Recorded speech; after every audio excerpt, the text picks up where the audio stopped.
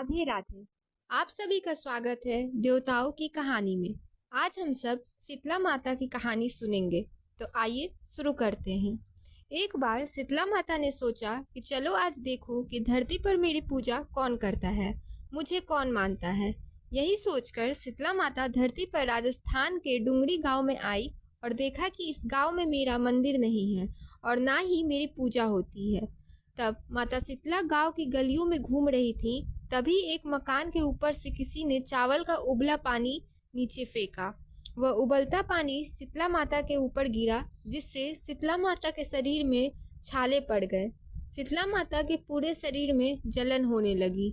तब शीतला माता गांव में इधर उधर भाग भाग के चिल्लाने लगी, अरे मैं जल गई, मेरा शरीर तप रहा है, जल रहा है, कोई मेरी सहायता करो। लेकिन उस गांव में किसी ने शीतला माता की सहायता नहीं की। वहीं अपने घर के बाहर एक कुम्हार महिला बैठी हुई थी। उस कुम्हार ने देखा कि अरे यह बूढ़ी माई तो बहुत जल गई है, इसके पूरे शरीर में तपन है, इसके पूरे शरीर में फफोले पड़ गए हैं, यह तपन सहन नहीं कर पा रही है। तब उस कुम्हारन ने कहा, हे माँ, तू यहाँ आकर बैठ जा, मैं तेरे शरीर के ऊपर ठंडा पानी डालती हूँ। तब कुम्हारन ने उस बूढ़ी माँ पर खूब ठंडा पानी डाला और बोली, हे माँ, मेरे घर में रात की बनी हुई रबड़ी रखी हुई है, थोड़ा दही भी है, तू दही रबड़ी खा ले। जब बूढ़ी माँ ने ठंडी जवार के आटे की रबड़ी और दही खाया तो उसके शरीर को ठंडक मिली। तब उस कुम्हारन ने कहा, आ माँ, बैठ जा, तेरे सिर के बाल बहुत बिखरे हैं, ला मैं तेरी चोटी गूंथ देती हूँ। और कुम्हारन माई की चोटी गूंथने हेतु कंघी बालों में करती रही। अचानक कुम्हारन की नज़र उस बूढ़ी माई के सिर के पीछे पड़ी तो कुम्हारन ने देखा कि एक आँख बालों के अंदर छिपी हुई है।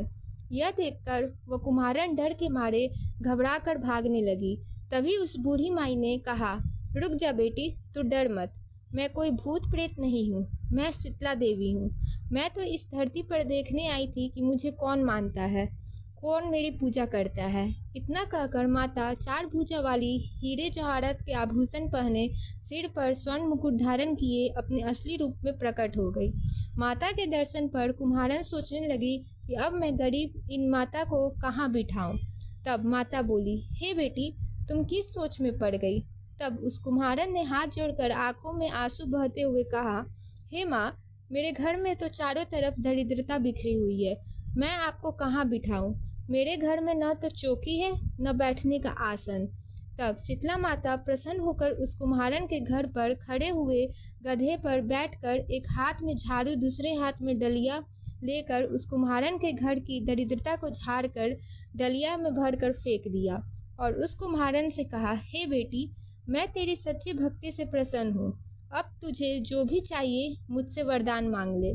तब कुम्हारन ने हाथ जोड़कर कहा, हे माता, मेरी इच्छा है कि अब आप इसी डुंगरी गांव में स्थापित होकर यही निवास करें और जिस प्रकार आपने मेरे घर की दरिद्रता को अपनी झाड़ू से साफ कर दिया, ऐसे ही आपको जो भी भक्त होली के बाद की सप्तमी को भक्ति भाव से पूजा कर अष्टमी के दिन आपको ठंडा जल, दही व बासी ठंडा भोजन चढ़ाए, उसके घर की दरिद्रता को दूर करना एवं आपकी पूजा करने वाली महिला का अखंड सुहाग रखना, उसकी गोद हमेशा भरी रखना।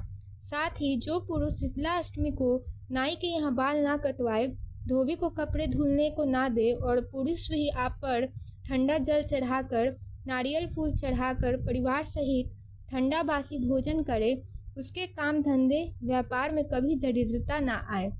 तब माता बोली, तथास्तु। हे बेटी, जो तूने वरदान मांगे हैं अब मैं सब तुझे देती हूँ। हे बेटी, तुझे आशीर्वाद देती हूँ कि मेरी पूजा का मुख्य अधिकार इस धरती पर सिर्फ कुम्हार जाति का ही होगा।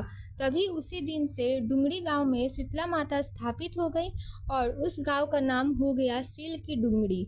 सील की डुंगरी भारत का एकमात्र मुख्य मंदिर है। शीतला सप्तमी के दिन यहाँ बहुत विशाल मेला लगता है।